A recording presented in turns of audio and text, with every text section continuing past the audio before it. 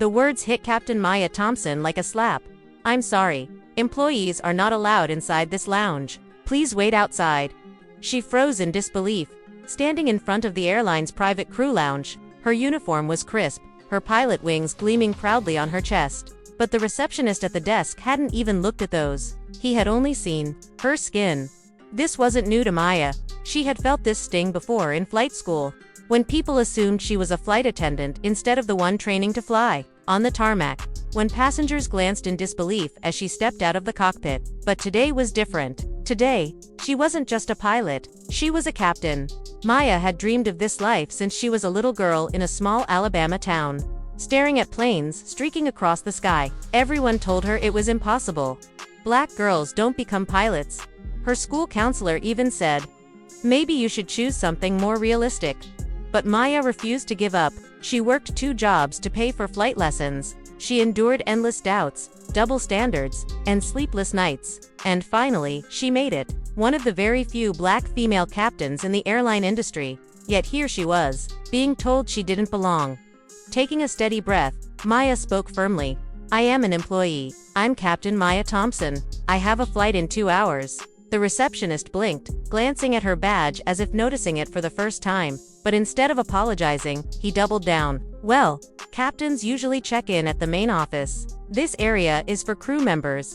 Maya clenched her jaw. She had just watched 3 white male pilots stroll into the lounge without being questioned.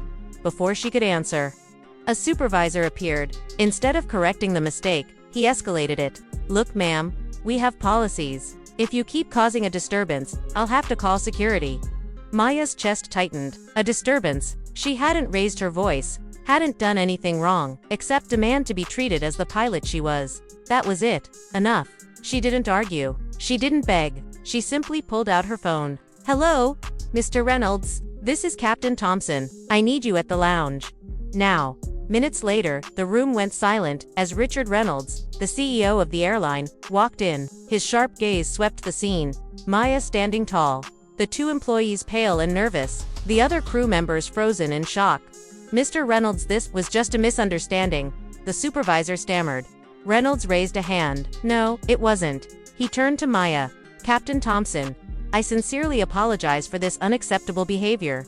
The room gasped. The employees had no idea who she really was, not just any pilot, but a key leader in the airline's diversity initiative, someone working directly with the CEO to reshape the future of aviation without hesitation.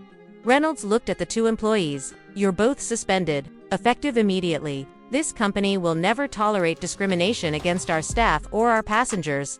Then he added, "This lounge will be shut down for immediate retraining and reform. This will not happen again."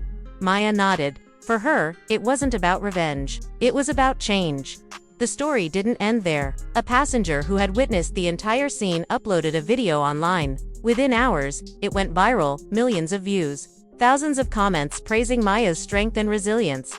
Young black girls from around the country sent her messages. "Because of you, I believe I can be a pilot too." Airlines across the nation took notice, rushing to implement stronger diversity and inclusion policies. That day, Maya didn't just stand up for herself.